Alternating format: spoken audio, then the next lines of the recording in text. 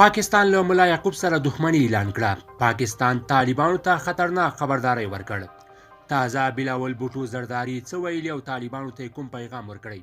جزئیات ویډیو کې وګورئ او چینل سبسکرایب کړئ. درنو لیدونکو السلام علیکم.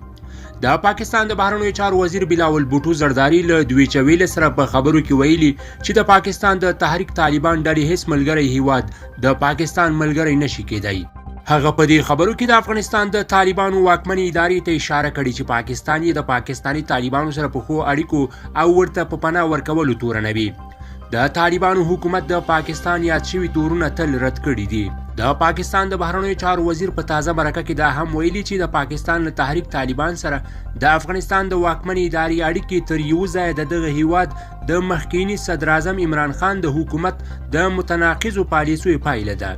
زرداری وایي د عمران خان حکومت غوښتل چې د افغانستان موقت حکومت د پاکستان له تحریک طالبان سره د روغې جوړې اسانتیاوې برابرې کړي او په پاکستان کې د وسلوالو د ځای پر ځای کولو پلان درلود، خو ټولو پاکستانیانو ټینګار کاوه چې هغه ترهګر چې د پوځ په ډلهیزه وژنه کې لاس لري هیڅکله ورسره خبرې نشي کېدای.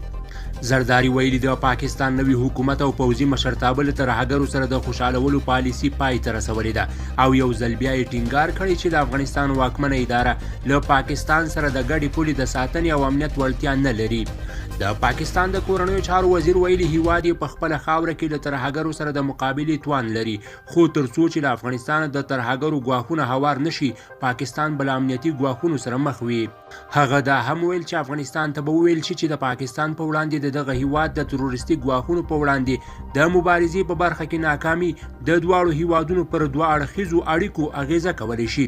تر دې وړاندې د پاکستان د بهرنیو چارو وزیر له CNBC سره په خبرو کې د تحریک انصاف حکومت په دغه هیواد کې د ناامنیو او ترهګریزو بریدونو د زیاتوالي مسؤل بللی و او له ترهګرو سره د خبرو اترو پیل کړی و.